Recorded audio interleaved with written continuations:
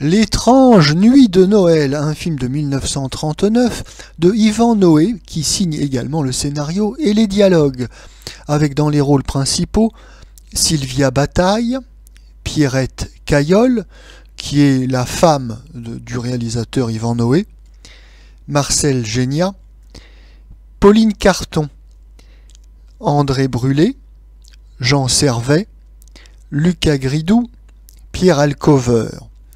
Le sujet, Pierre Alcover, un riche bourgeois, revient à l'improviste dans son château où ses neveux donnent un réveillon de Noël. Il s'enferme dans son bureau et est retrouvé un peu plus tard empoisonné. Qui a tué? Les neveux, la fiancée, la gouvernante, la femme de chambre, le domestique, un maître chanteur. Heureusement, le docteur Carter, c'est-à-dire André Brulé, mène l'enquête. En 1939, Yvan Noé réalise 2 films policiers qui constituent une mini-série, celle des enquêtes du docteur Carter, interprété par André Brulé. Le premier, c'est Le Château des 4 Obèses, le second, c'est donc L'étrange nuit de Noël. On retrouve à peu près la même distribution. Bien sûr, il y a André Brulé, puisque c'est le héros, c'est normal qu'on le retrouve dans les 2 films, mais on a également Alcover, Sylvia Bataille, Pierrette Caillol et Lucas Gridou. Des 2 films, c'est certainement L'étrange nuit de Noël le plus réussi. Il s'agit d'une intrigue policière classique. Nous avons un château, nous avons des suspects, et il y aura un dénouement dans les dernières minutes du film.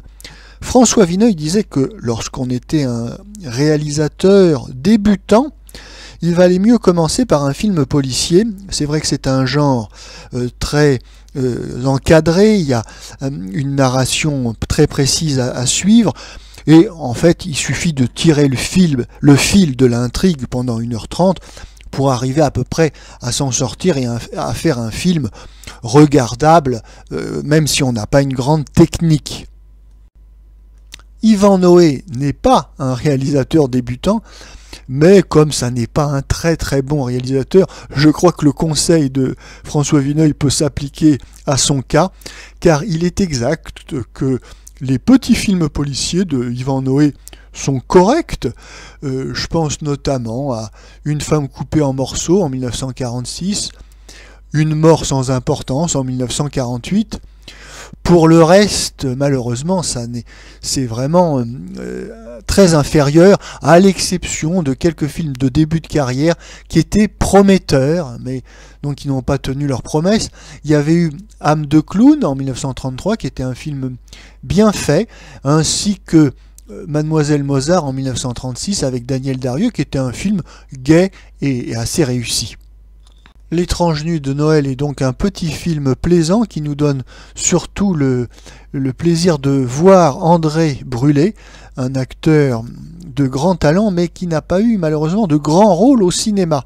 Et puis aussi c'est l'occasion de voir Alcover qui au début du parlant a eu vraiment son heure de gloire et qui malheureusement à la fin des années 30 n'a plus grand chose à jouer.